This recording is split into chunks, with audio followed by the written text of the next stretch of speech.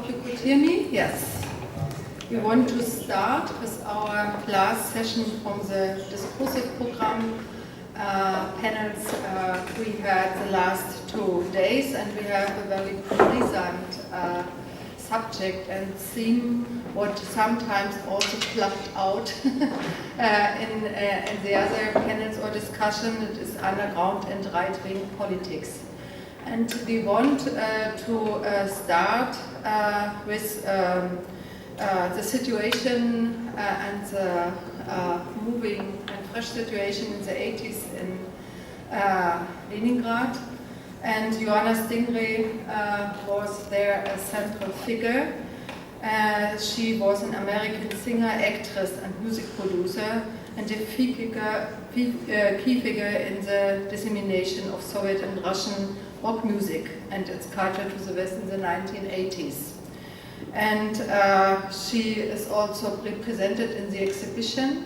And she couldn't come to us. She won't really come to us, but the daughter was ill, and so she sent us some little video message we in some minutes see. But before, I want to also introduce my 3 partners. On my right is Claudia Hamm. She is born in Jena, and she is also a theater director, author and literature translator. And our contact came over the idea or coming out because I want first for this very recent discussion invite Emmanuel Carrière, and she translated the book from Limonov from Emmanuel Carrière from Russian and German. And she has, independent of this, worked among other places at the Burgtheater in Vienna and at numerous theaters and festivals in Italy, France and Germany with her ensemble 15 February. And she received the Literature Prize 2016 of the Cultural Committee of the Federation of German Industries for her translations of the works of Emmanuel Carrière, with Limonov being the first to be published. And with Hannelore Fobo, she is one. She is the one big support also of our exhibition, and she gives us not only a lot of material for the exhibition, she also make parallel an exhibition about one artist is exhibited here, and we then come together to discuss these things, because also in our discussion going up the subject, and so we think it could be good to be here together and to discuss. And she studied linguistic politics and Latin America studies, and also completed a postgraduate course in Eastern Europe studies at the Free University of Berlin. She's a member of the International Association of Art Critics and has curated exhibition focusing on Leningrad art of the 1980s, the special context we want to explain out. And her current exhibition, what I remarked, is Yevgeny Koslav, USA, SSSP China, works 1980-1989.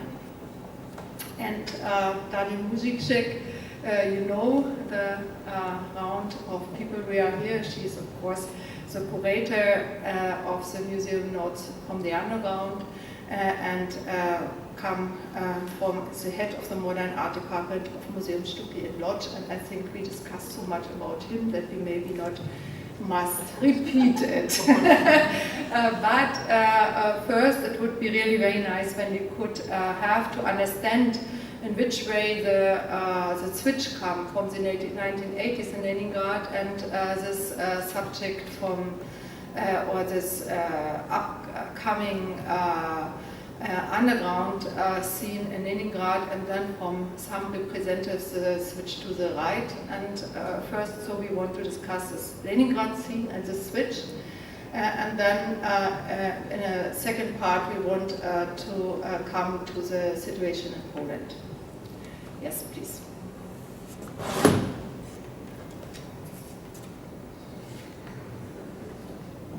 Hi, Berlin. It's Joanna Stingray. I'm so sorry to be missing the panel, but I know it's going to be amazing, so enjoy. Thanks. No, that was a little video message.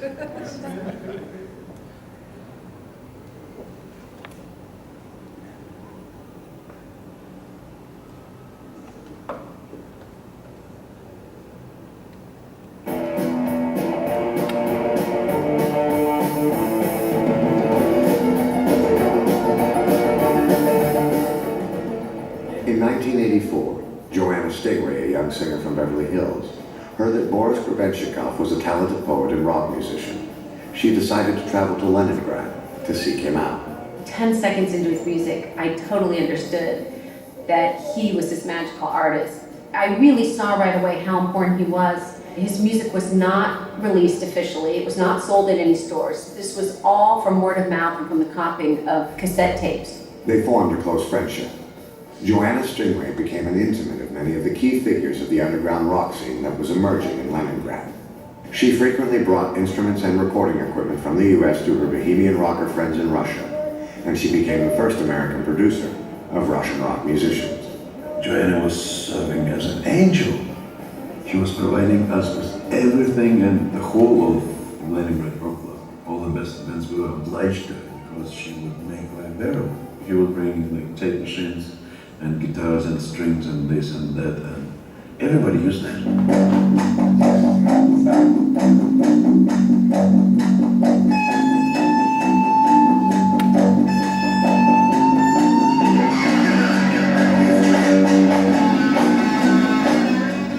Stingray also befriended Victor Tsoi of Kina. She documented rare glimpses of a growing rock movement at a time when the government began softening its attitude about rock and roll.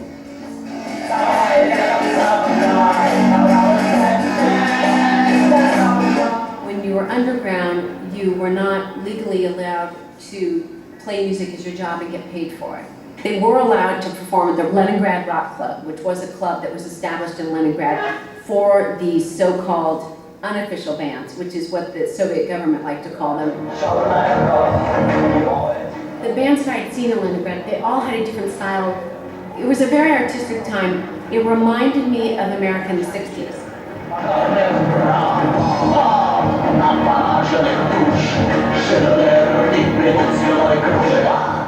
So to imagine that that's happening in a country under communism was unbelievable. But there was another level of kind of a game going on, because the KGB did have ties to the rock club. I think they believed that it was better to allow there to be a club or space where these underground bands could perform, that then they can keep an eye on them. We encourage these clubs, but we use them as a source of information to weed out potential troublemakers, just to keep them under control and, in a sense, watch them so that they would not deviate further from that rock and roll. Because the organizers and managers of these clubs were KGB informers.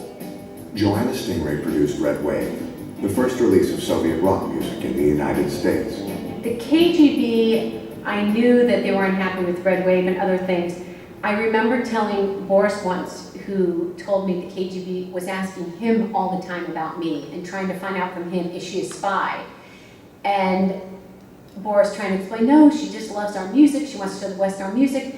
And I remember telling Boris, you know what, Boris, just tell them I want to come meet them, just tell them I want to meet them. And the KGB headquarters in Leningrad was in what they called the big house. And I remember Boris coming back and saying, oh my gosh, I told them you want to meet them, and they all freaked out. No, no, don't tell her to come here.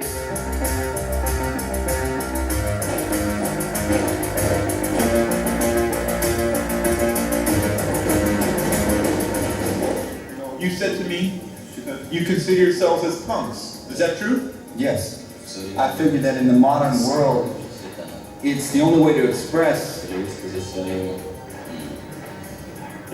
one's alienation from the world, from the life we live. The popularity of rock and roll had grown to the point where millions of teenagers had become fans of this forbidden music. These young people could not understand why their government wouldn't permit them to enjoy the music they loved. Rock and roll was a way to express their views and criticizing the government demanding change. These are the kinds of things that finally made an impression on Gorbachev. who brought about these desired changes within the Soviet Union. So I hope you have a little bit more impression. I could maybe first say that she told me when I explained the context in which we want to discuss with her, she never heard about this developings from the artist. And I want just that Hannelore Fobo maybe begin and continue with this subject. Thank you very much, Angela. I would like to give a short overview on the Leningrad scene from the 80s. And it has been quite interesting for me to assess to some of the panel discussion in the last days, to see the similarities and also some specific features maybe that apply to Leningrad more than to other cities in other countries. Of course, Jonas Stingray was very important for that scene, and she also brought them out, and the fact that she recorded a record was a kind of manifestation of the existence of these groups, because in that period we are talking about 86, 87, that was just getting official. 88 in Leningrad in Soviet Union can be taken as the year when these groups were able to register, like Pop Mechanica, Sergey Kuryohkin's big project was officially registered with Len Concert as a trademark, so to speak. So that happened a bit later. And I would, however, like to extend it a little bit further to the other areas of subculture. There are so many names, and that would need an extra discussion. What is the difference between unofficial, informal, subculture, underground, avant-garde? So this is a bit, I'll just leave it at that. But of course it extended to literature, poetry, translators, we had visual artists, we had the musicians, we had people from the theater to some extent. So that was in Leningrad, I would say, in my understanding of those who were active as artists from that world, those who were not members of official unions, like the Union of Writers or of artists for any reason, mainly because they didn't have the formal qualifications, but also for other reasons. So those who were really active and would run into each other frequently, or at least occasionally, and who formed the so-called subcultural stratum of the city, I would say there were no more than 200, but that would have to be checked. So they were a relatively low, small group of people, and they were from all areas, and they would accept that other people would have different tastes or point of view, but that wouldn't stop them from contacting each other or doing performances together. So it was really a rather small scene in that at that period of the 80s. Again, I would say of those actively showing themselves whenever it was possible to go to publish actions. I would single out maybe 5 points or characteristics that would apply to them, which are not artistic points of view, but social qualifications. One was their relatively high knowledge of Western trends, since they were living in a big city, which was also an international city with tourism and universities, since they had access to foreign radios. That is, it's obviously more easy. It was more easy than, say, in East Siberia. Okay, so that might be not so surprising. The atmosphere was relatively unconstrained. There was the KGB, and they had to find arrangements, and certainly there were people among that crowd working for the KGB who never told the others, obviously. But first of all, we don't know about them, and secondly, a very important point, like in other socialist countries, was the absence of a cultural market system. So without the question of having to sell your artistic production, of course, that releases a certain strain on the scene. So there was an introduced conflicts, and it created an easygoing, friendly atmosphere, and you could create your own group or offspring from a group, and you would still be in contact with each other. So there were no strict limitations of belong to one scene or another. A third feature was openness. It was relatively easy to get, as an outsider, to get into that world. It was not strictly closed, even for a foreigner, or maybe more easily even, like for Jonas Stingray, so she was very welcome. And of course that also promised context and prospects, because of that, in the case of foreigners, sometimes some people would monopolize these contexts and to see that they would not be spread on to someone else who might compete with them. Fourth point is an official informal network when they were able to stage something, like the popular mechanic concerts of Sergey Kuryohkin, and then he would spread the word and everybody would come on stage. So once something was possible, they would immediately attract a lot of different people. And the fifth point, which is maybe a bit more specific for that scene, they did have a role model, although it was not so well known. It was the Russian and Soviet avant-garde of the early 20th century. And that avant-garde had that leading ambition. And so if you are a member of the Leningrad avant-garde of the 80s, you have this mission that you don't want to be put aside, you don't want to live, so to speak, in the underground, you want to get overground, and you have this dynamic to say, here I come, I'm the leader. Sooner or later you will have to recognize that. Sooner or later our paintings will go to the Russian Museum. Sooner or later we will be promoted by the state, and this really happened.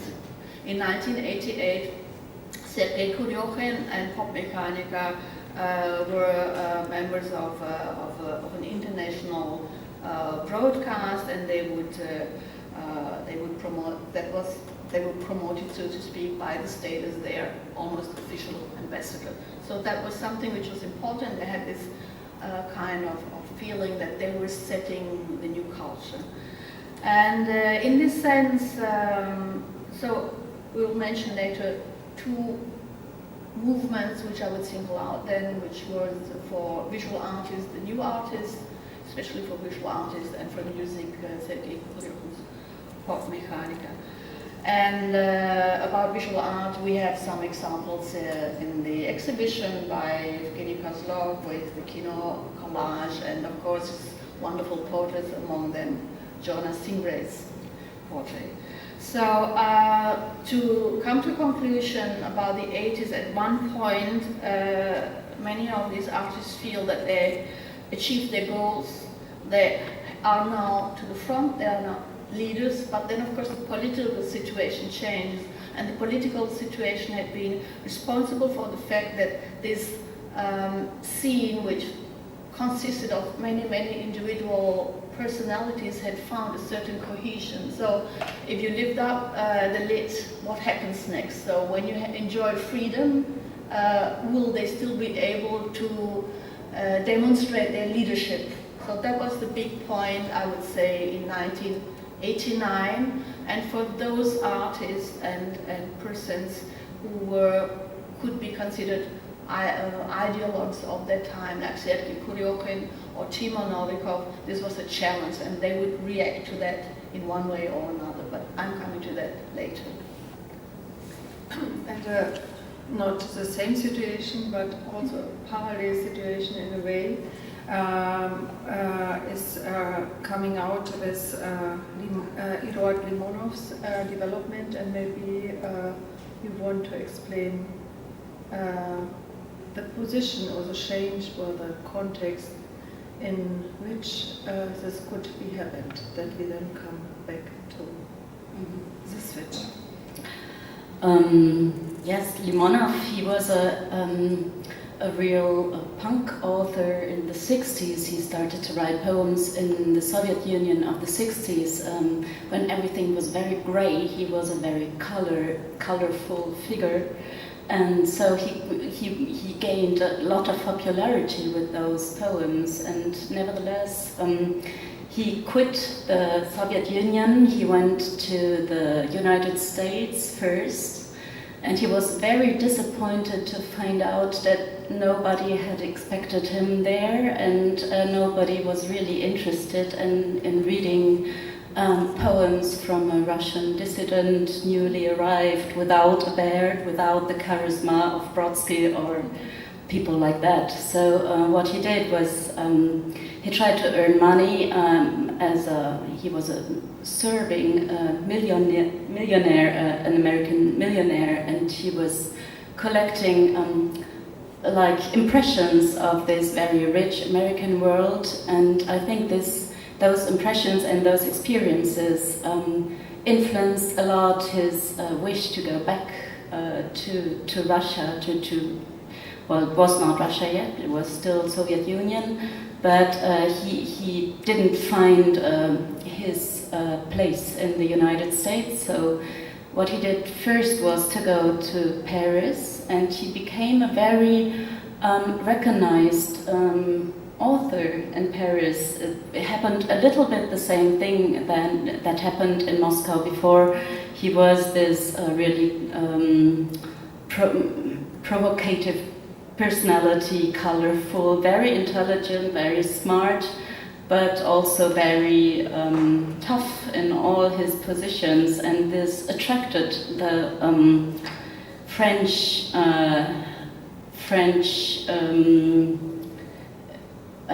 intellectuals who had a very bourgeois background. I think they were really attracted by the bad boy appearance of Limonov.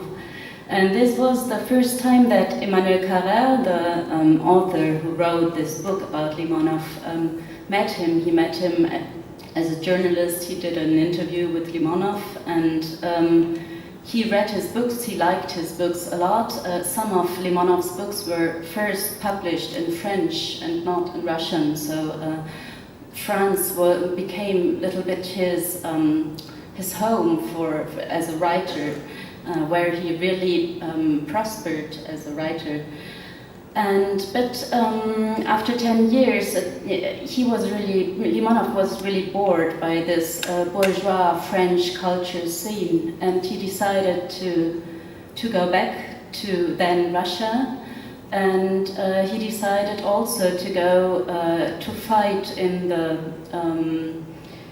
the wars on the Balkan, in the Balkan countries. So he fought voluntarily on the side of the Serbs, but no one knows really to which extent. It's perhaps also all made for camera. There are videos you can find on the internet where he meets Karadzic, and he is there with a MG and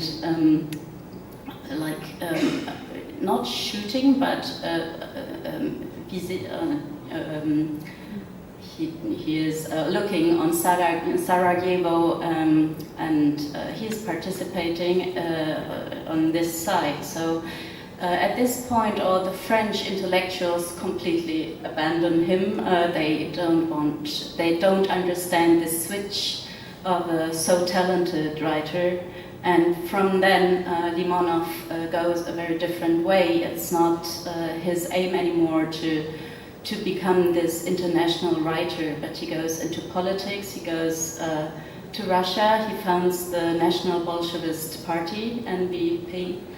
And Carrère, who himself has Russian roots, he also was very interested in Russia. He wanted to find his own family roots there, and during one reportage on Anna Politkovskaya, when she was shot, he meets Limonov again, and Limonov becomes for him someone who represents a lot of the 20th century. Western and Eastern tendencies. So he decided to write this book on him with all those different passages of his life from the 60s in Soviet Union to USA, Paris, the Balkan countries, and then Russia, and the founding of the party. And I will now read an extract when Carrère met him. Because when he met him, what he decided is to pass 2 weeks together with him and accompany him to all the places he went to. So Limonov was also always surrounded by those skinhead guys, his bodyguards, his members of his party, and Carrère started, as Limonov was not very interested in Carrère, although Carrère was the much more famous writer, Limonov thought that doing all this art stuff is not really interesting anymore. What you have to do if you want really to move something and do something is doing politics and not arts. So he kind of ignores a little bit Carrère, and Carrère passes his time more to speak with the people around Limonov. And there is one writer, for example, Sergey Kuryohkin, who's also translated into German and has made some buzz also in our countries. And I'm going to read this extract because we understand a little bit this scene, the members of this party, which you will see that it's already very difficult to say if it's a right or left-wing extremist party. I will read it in German, as I translated it into German, but we will show the English translation by my colleague John Lammert, who's a great person, and gave us this extract for today.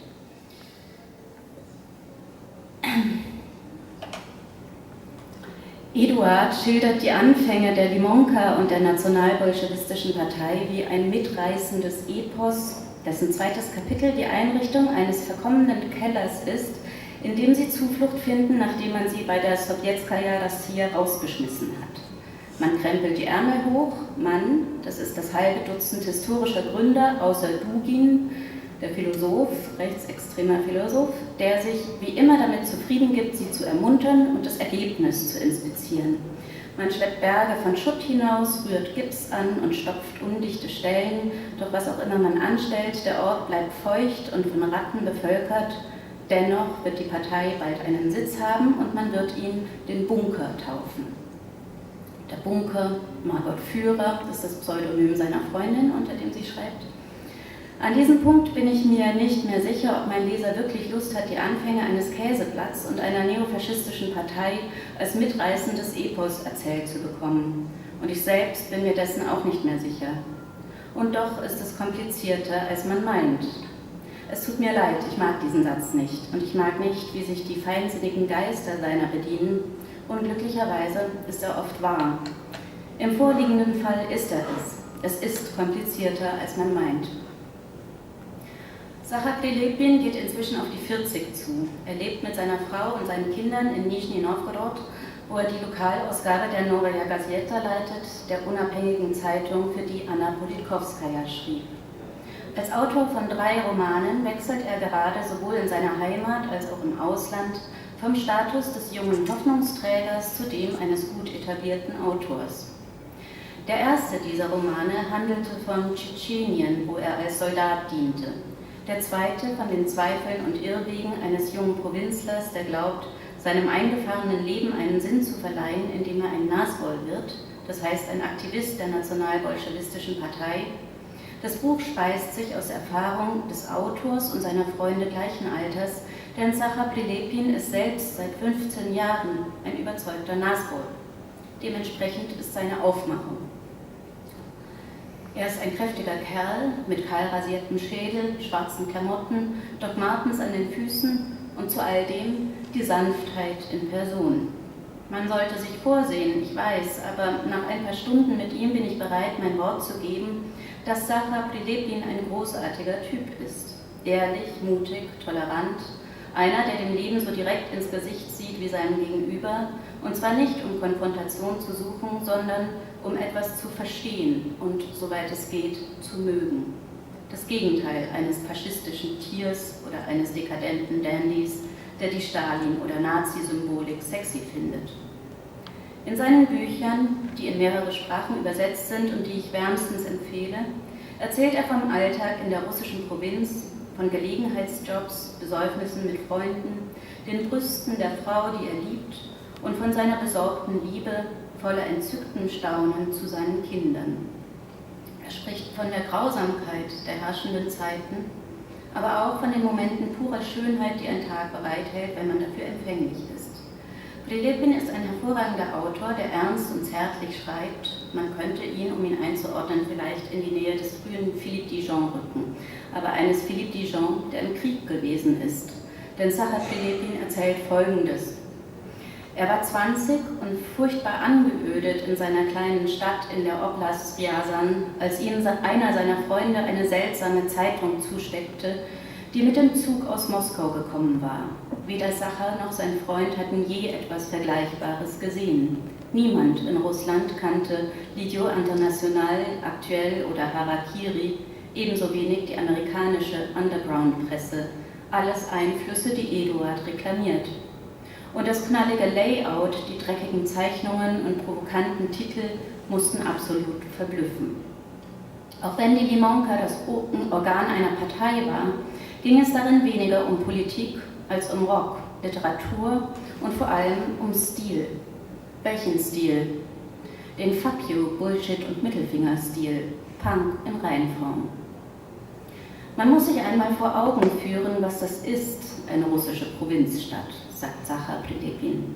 Das trostlose Leben, das Jugendliche dort führen, ihre Aussichtslosigkeit und die Verzweiflung, sofern einer nur ein bisschen Sensibilität und ein paar Ideale hat. Wenn in eine solche Stadt eine einzige Ausgabe der Limonka gelangt und diesem auch nur einem dieser lustlosen, resignierten, tätowierten Jungs in die Hände fällt, die auf der Gitarre klampfend und unter ihren kostbaren Postern von The Cure oder Che Guevara ihr Bier hinunterkippen, ist das Spiel gewonnen. Sehr schnell waren sie 10, 20 und bald die ganze Horde von finsteren Nichtstuern, die blass und in zerrissenen schwarzen Jeans auf Plätzen herumhängen, die Usual Suspects, die übliche Klientel auf den Polizeiwachen. Sie hatten ein neues Passwort, Limonka, und schoben es sich gegenseitig zu. Das war ihr Ding, etwas, das sie ansprach. Und hinter all den Artikeln stand dieser eine Typ, Limonov, dessen Bücher Sacha und seine Freunde fieberhaft zu lesen begannen und den sie zu ihrem Lieblingsautor erklärten und gleichzeitig zu ihrem Helden im wirklichen Leben. Von seinem Alter her hätte er ihr Vater sein können, aber er hatte keine Ähnlichkeit mit irgendeinem ihrer Väter. Nichts machte ihm Angst. Er hatte das Leben eines Abenteurers geführt, von dem alle 20-Jährigen träumen. Und er sagte zu ihnen, ich zitiere, du bist jung, es gefällt dir nicht, in diesem Scheißland zu leben. Du hast weder Lust, ein x-beliebiger Popov zu werden, noch so ein Arschloch, der nur ans Geld denkt, noch ein Tschekist. Du hast den Geist der Revolte in dir. Deine Helden sind Jim Morrison, Lenin, Mishima und Bada. Na also, du bist schon ein Nassbold. Man muss eines wissen, sagt Sacha Prilepin weiter. Limonka und die Nazboli, das war die Gegenkultur von Russland. Und zwar die einzige. Alles andere waren Bluffs, Anwerbeversuche und Ähnliches. Sicher waren auch ein paar Schlägertypen darunter, Leute, die der Militärdienst nervenschwach gemacht hatte, oder Skins mit Wolfshunden. Und es turnte sie an, einen Hitlergruß zu machen, um die Prilitschny, die anständigen Leute, mal aufzumischen. Aber es gab auch all das, was die Kleinstädte im tiefen Russland an autodidaktischen Comiczeichnern zu bieten haben, an Rockbassisten, die Komplizen zur Gründung einer Band suchen, Typen, die an Videos herumbasteln und Schüchternen, die heimlich Gedichte schreiben, sich nach zu schönen Mädchen verzehren und dunkel davon träumen, die ganze Schule abzuknallen und sich danach selbst in die Luft zu sprengen, so wie man es in Amerika tut. Die Satanisten von Irkutsk, die Hells Angels von Vyatka, die Sandinisten von Magadan. Meine Freunde, sagt Sacha Prilepin leise, und man spürt genau, selbst wenn er allen Erfolg der Welt hätte, Literaturpreise, Übersetzungen, Lesereisen in die USA, Was für ihn zählt, ist, seinen Freunden treu zu bleiben, den Gottverlassenen in der russischen Provinz. Diese Jungs, am Anfang gab es nur Jungs, waren arm. Wenn sie arbeiteten, dann beluden oder entluden sie irgendwelche Packen, kehrten Höfe, rührten Mörtel an oder überwachten Parkplätze, auf denen Four-Wheel-Drives parkten, die sie mit Schneematsch bespritzten und so viel wert waren wie ein halbes Jahrhundert des Einkommens ihrer Mütter. Aus diesen stiegen in ihre Handys grölende Männer, die kaum älter, aber cleverer waren als sie und die sie von ganzem Herzen verachteten. Sacha und seine Freunde waren etwa 15, als der Kommunismus zusammenbrach. Sie hatten ihre Kindheit in der Sowjetunion verbracht und sie war besser gewesen als die Zeit danach, als Jugendliche und junge Erwachsene. Sie dachten gerührt und sentimental an die Jahre, da die Dinge einen Sinn hatten, als es nicht viel Geld gab, aber auch nicht viel zum Kaufen, als die Häuser gut instand gehalten wurden und ein kleiner Junge seinen Großvater voller Bewunderung anschauen konnte, weil er der beste Traktorfahrer seiner Kolchose gewesen war. Sie hatten den Abstieg und die Demütigung ihrer Eltern erlebt, die bescheidene Leute aber stolz auf sich gewesen waren und die dann in die Armut stürzten und ihren Stolz verloren. Ich glaube, vor allem Letzteres ertrugen sie nicht. Ich glaube, das beschreibt etwas diese. Sorry, I switched in German. I think that described a little bit this situation in which coming out switch, especially in Leningrad. But we have these tendencies not only in the former Leningrad, but also Kuryohkin, a member of the band Pop Mechanics, was a part of. Was fascinated from this Nespola, and I want to, because we not have so much time, to single out this maybe to Hannelore and then to switch to the Polish situation. Okay. I'll try very short. Okay, I'll try to make a very short statement. It's just 3 minutes. These people in Leningrad, they were not provincial people. They had already their feeling, their self-esteem, so that's quite a different thing. But and there was no general tendency to the right.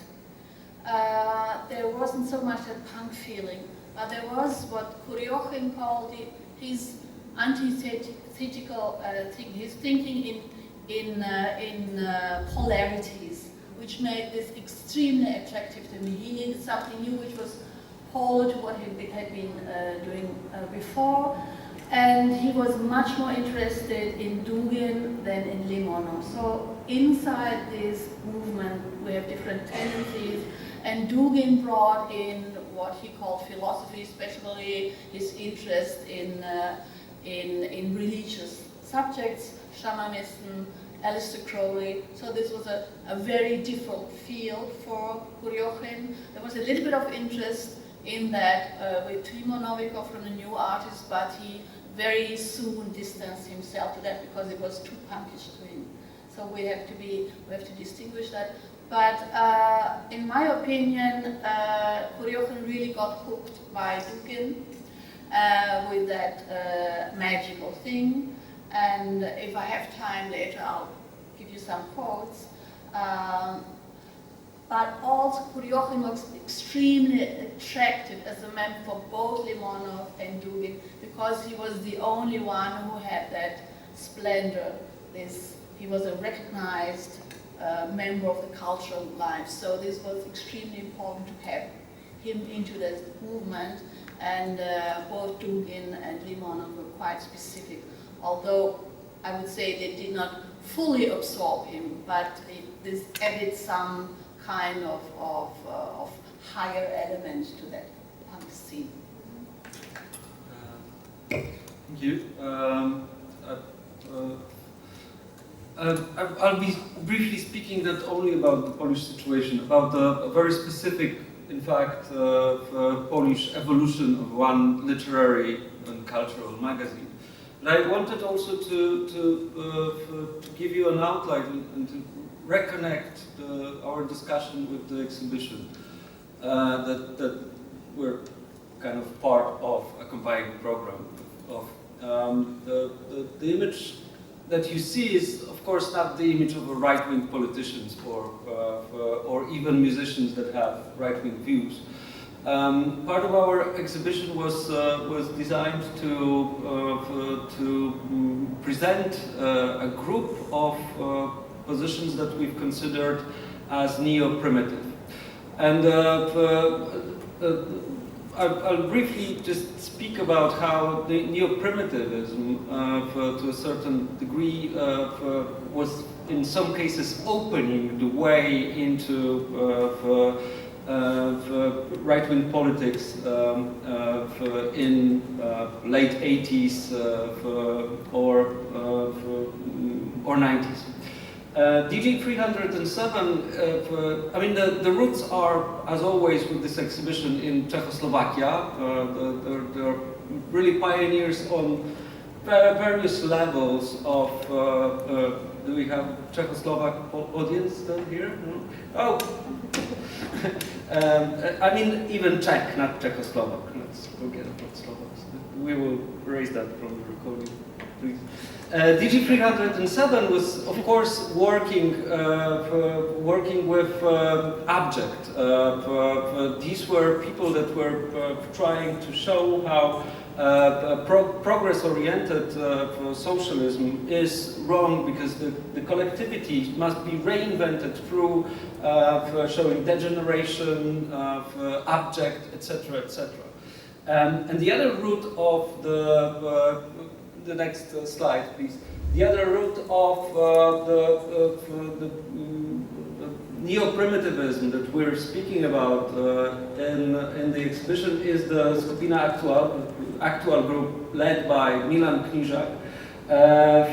Not only because their music was primitive, but they were at the core of thinking about swines as human subjects, creating new communities, rural, etc., etc. But still, the next slide, if you may, they would also pioneer over-identification strategies. This is the Children of Bolshevism score by Milan Knižák, which predates Leibach or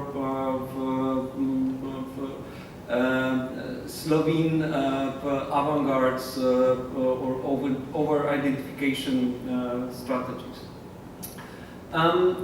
Could we go to the 8, maybe 6 slide? I will make that shorter. Yes, please. This is the group Pravdata from Warsaw, organized around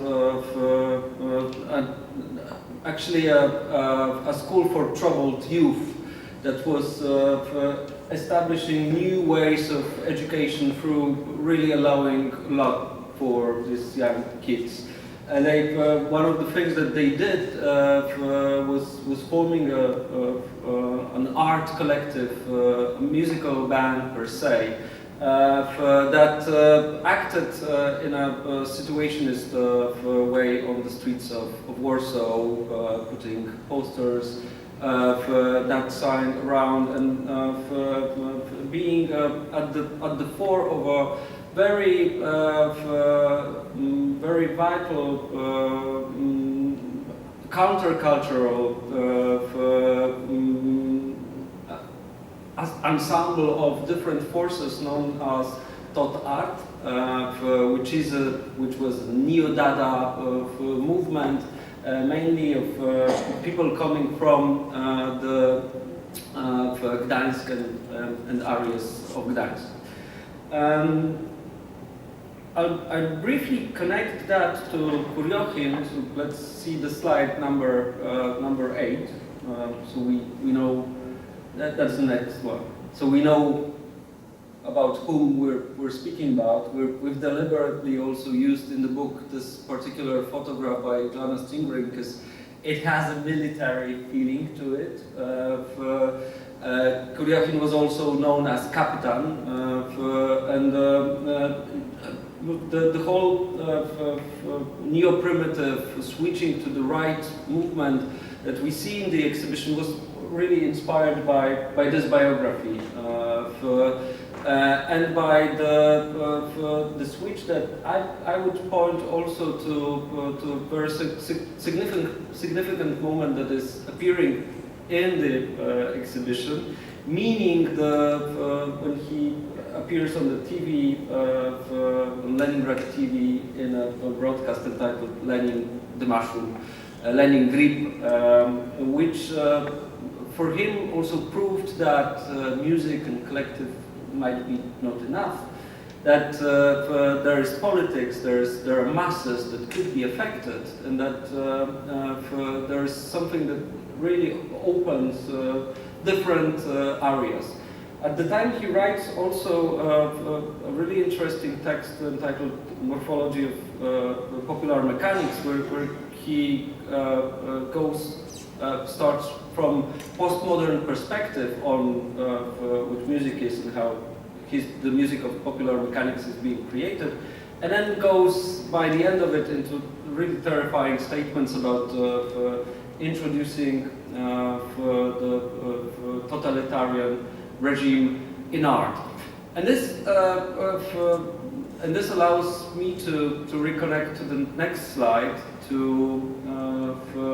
this Brouillon magazine that was first published in late 80s in Krakow in second or third circuit. It was not official at the time. It was actually mostly literary at the time. I mean, there was some translations, some poets, local, but they from an issue to issue they would encompass more and more of countercultural circles. Thought art and its literary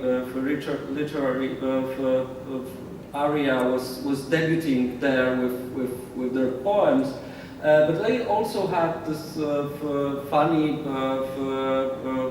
moment in the magazine with renditions of some of the graffitis. And you can see how kind of also countercultural it was. The last image is those two dogs having an intercourse are originally in color. The dog on top is white and the dog underneath is red, meaning it's also Polish flag. Nobody got the joke, or what's wrong? There are two dogs, one is white and the other is red. It's a Polish flag. Let's see the next slide, please. And then this is the early 90s when they are really going forward with strange moments when a countercultural literature is meeting Heinrich Himmler's statements, and then there's sadomasochism. There's tons of really as if it's non-digested, or as if somebody is really trying to make up for all those years where this literature was not around, and makes a very strange and particular collage out of it. And every now and then the proclamations of a postmodernism as a moment when everything is permitted are out there and they're proclaimed. They're outspoken. But you can see that the issue on the right already has Christian iconography, and this is a portrait of Christ from one of the icons. And then if we go to the next slide, we reach the end of this magazine. This is 1991, and it's an issue about revelations, Christian Catholic revelations that people are having, and it's you can see that those are hands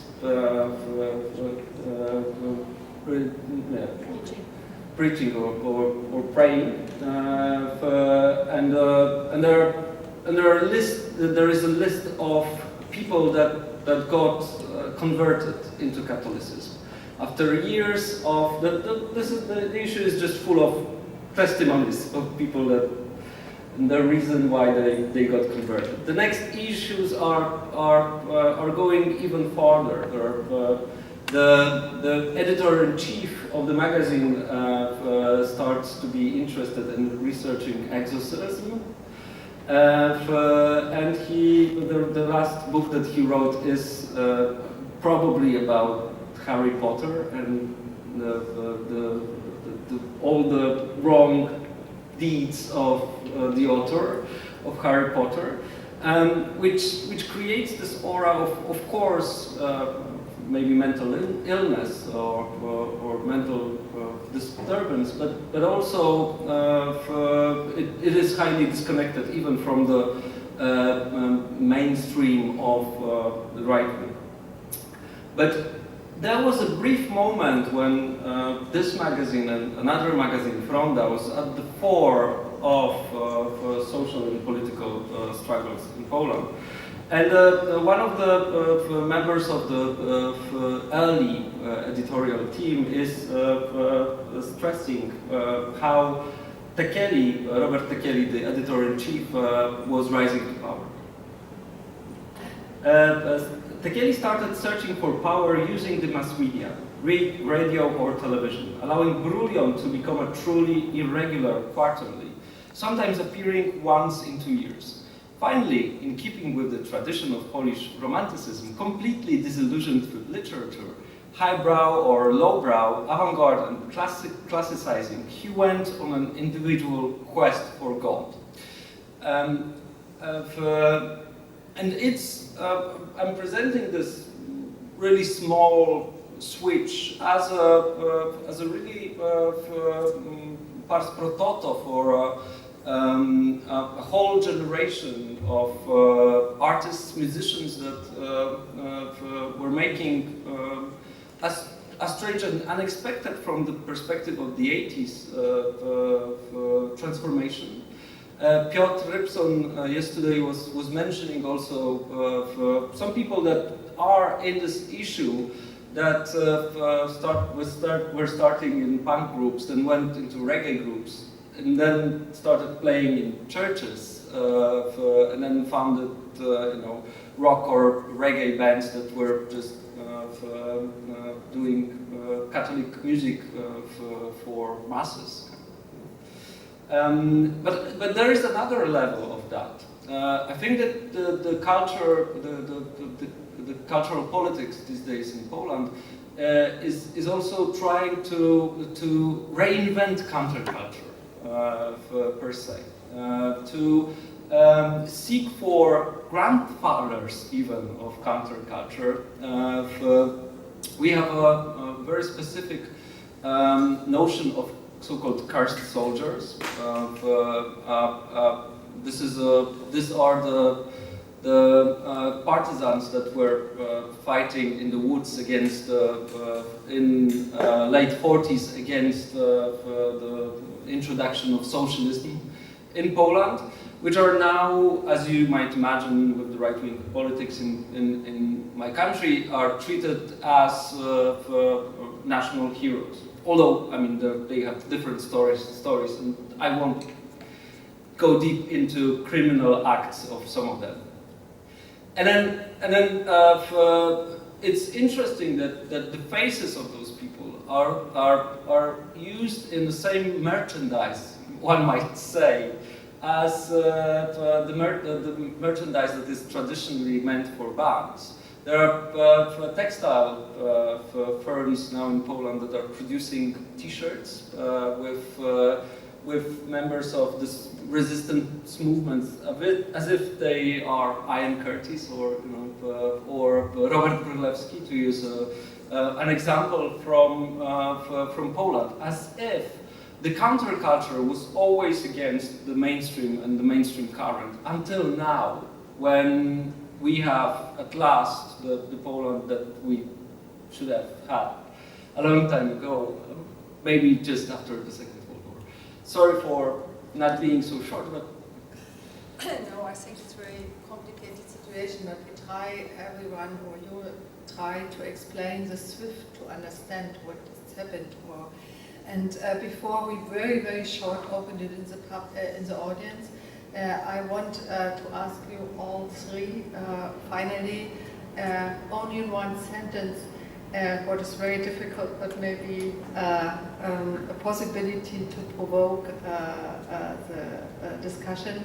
Why do you think that this highly explosive tendency, also of course not inside the underground, but have also this continue inside from the 80s to the 90s and from the punk scene or from other scene to this tendency.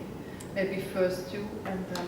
I have one sentence actually for that. I mean, of course, it's oversimplistic, but part of the story of Kuryohkin, and I believe that part of the story actually of Kuryohkin too, is that in the 80s, all those people were apostles of postmodernism, and when the culture got really postmodern, in the sense that everything in the 90s was permitted, everything was messy, everything was equal to everything else, they suddenly started needing a craving for an anchor, for another base.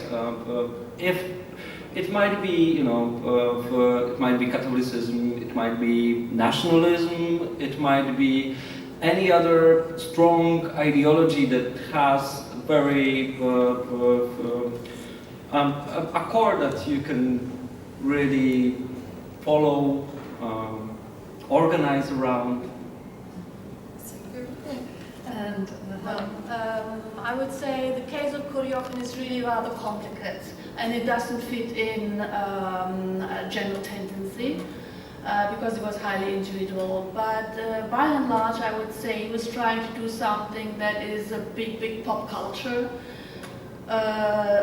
He never brought different attitudes together, never fused them. He had these extremist views, he adopted them to some point from the National Bolshevik Party, but he was still very Western orientated. He had this huge dream of organizing a new pop mechanica in London with all the big stars, including who was left from the Beatles, Rolling Stones and Madonna. So he clearly picked up the top of the pops and he wanted to be with them. So that were points of view that just don't unite in any scheme of political thinking, and many of his peers in St. Petersburg thought that he was just doing a big show and didn't believe in his serious reasons. Of course, he would tell them that he was very serious about it. But this is really a very, I would say it's a unique case with Kuryohkin in one way.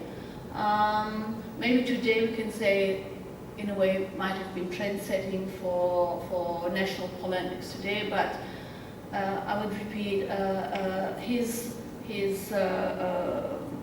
support of the National Bolshevik Party notwithstanding, which had this extreme leftish positions with communist economy, with Lenin and Marx, and then an extremely rightish Icelandism with Russia being all on its own, so united. So these might be some points that are important today, but it didn't work in Kuryohkin either. So he just kept this variety of positions that would go from one point to the other and irritate everybody else. I don't really know if I should talk about Limonov or Prilepin or the whole Russian scene now, because what Kala describes is a whole tendency of a lot of people. I think for Limonov you can say that he has a really avant-garde position in the way that he always, well, first he wants an art which influences society, which goes into the real world. He doesn't want an art that you take home and put on the wall, but he wants something which really works out in reality. That's in fact why he says romances, romanes, novels, that's a form you can forget. You have to go into politics to really do something and say something. So it's this, this modernistic thought of really forming the world with the aesthetic concept, which is not only aesthetic but also political. I was thinking when I prepared this of this really classic from Boris Breu's Gesamtkunstwerk Stalin, where he points out that the whole idea of communism is also an aesthetic point of view of really forming through the whole world of everybody into very personal, very private parts of life. So I think this is a tendency which is it's a heritage by Limonov, and which is also background to understand more his switch. Because, of course, if you do an art which just has to sell, you don't have, you give up this idea to influence and form society and the world you live in. And some other thing that I think is really important for our discussion is that right and left, those notions, are not the same in Soviet Union. It just means something different.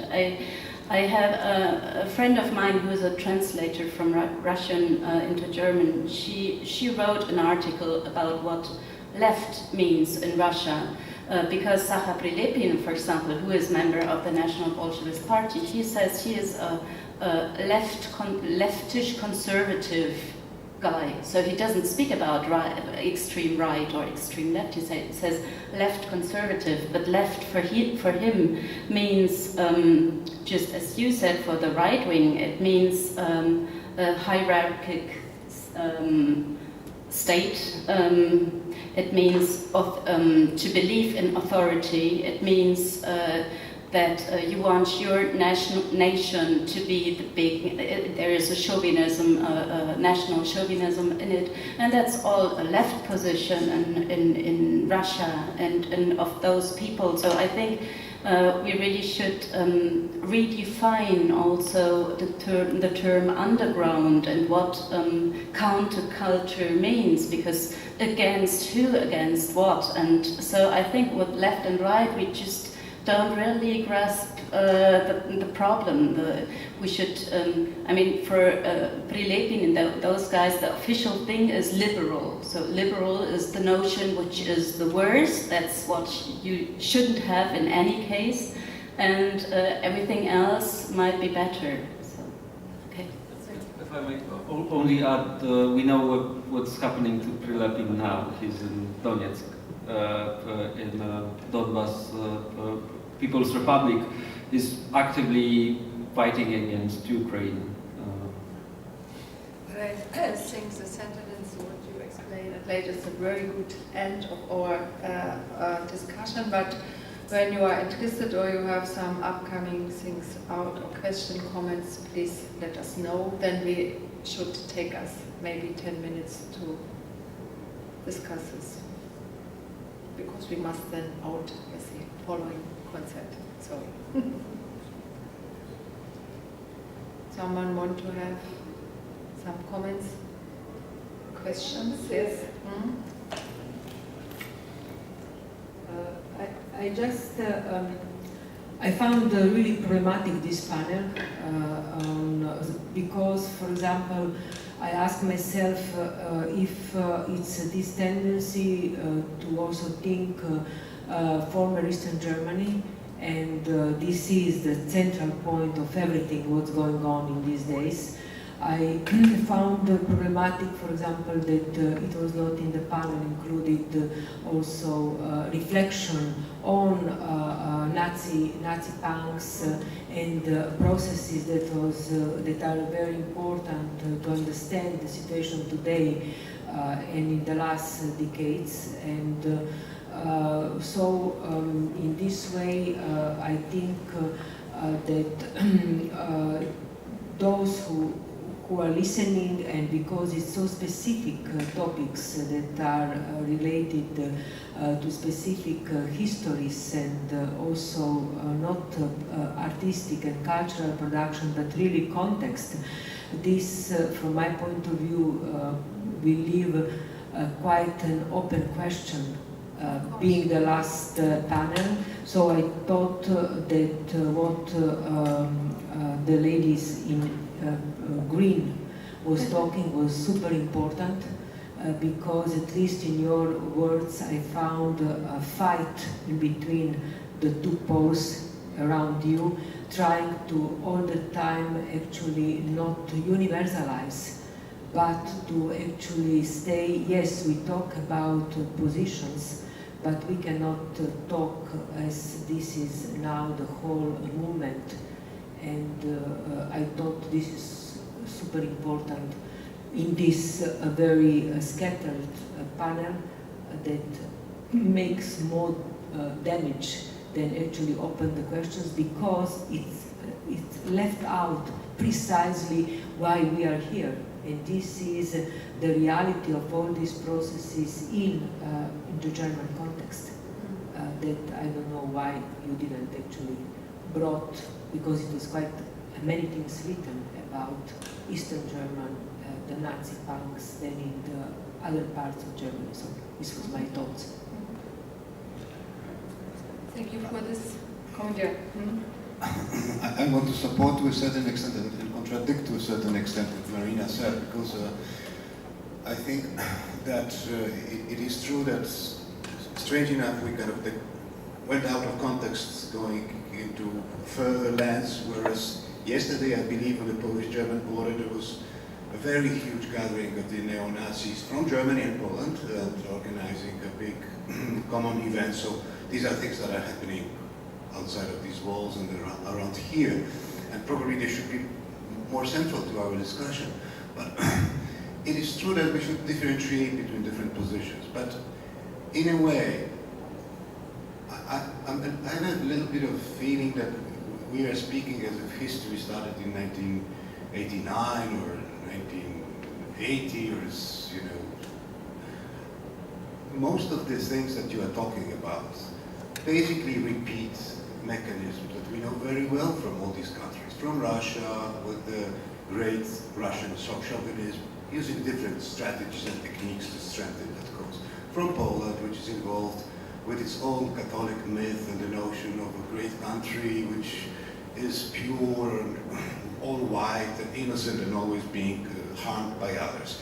In Germany, in Yugoslavia, in the different countries and so forth. I mean, these histories are very old.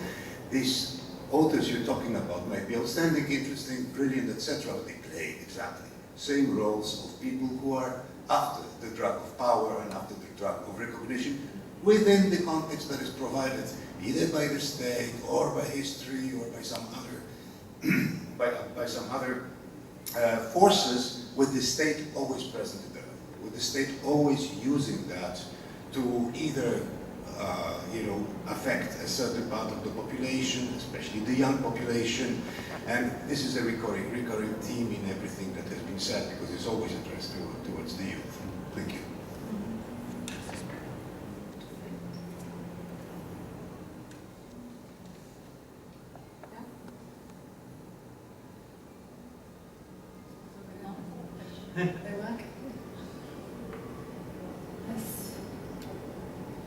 Someone else or someone of the podium want to answer, react, or comment? But I think that I just had one thought when you, Daniel, you commented the situation in Poland. I immediately felt that if it was something very, very different from what I hear about Russia, I don't know it. I haven't been here, haven't been there. I'm just know just those position of this book, but this right tendency to cope with this communist invasion of the country and to tell this story is something very different from the story that people tell about themselves in Russia. So I think we should, probably we would have to differentiate a lot and not put in the Eastern German Nazi punks still, because it's a third position, and I have the feeling that they are very different, and that we should try to I don't know, be more detailed about every one of those positions. Seems to be something different to me. Okay, just, am I accused of not being detailed enough? No,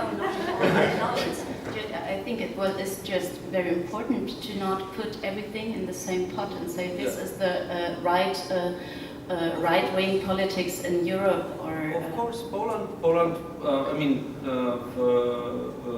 the socialism was imposed partly in Poland, and that's the general feeling now of the government and the right-wing politicians, even though there were Polish communists that were supporting the takeover, so to say. Another part is, of course, tremendous differences in religion, the dominating religion in both former Soviet Union, Russia, and Poland, which, of course, you know what is the main religion in Poland. Well, maybe just a concluding remark about religion, because in writing an essay about Kuryohkin and Dugin, which I started last year, so I came across many texts, Dugin's text. Alexander Dugin is still a very influential person, although he left the party many years ago. So part of his arguments are actually based on Christianity, on the Christian belief, and he does this, well, he uses, I would say he uses anything that comes in useful for him. But the way of interpreting Christianity to his own purposes is about the following. The Old Testament is dead. With the New Testament of Christ, we are now free of sins, not we, the Russian Orthodox Church. Okay, so it's not a universal church, it's a very reduced church. Now we are free, and since we have been saved already, no more sins, now we can kill in the name of love. He is very explicit about that, and he says that the Russians have the right to do that because it will bring mankind closer to the resurrection of everything. So you see, I'm just using bits and pieces from that, and of course, officially the country is an Orthodox, or it's multi-religious, but this is the dominating religion. It's just the way it is interpreted is quite particular, and it's there was some criticism from the side of the church of his positions. They are very extremist in many things, but I'm still surprised that this person with such a view is accepted as a member of the social elite, based on this point of view. Maybe we must say we all know that it is an open question, but we want to have this question also inside our discussion. And I think, unfortunately, we must go out, and I must finish it here, but I hope that we could, following or continue the discussion, we have a little bit time until the concert. It will be 8:00 p.m. In the studio. Thank you very much for, thank you.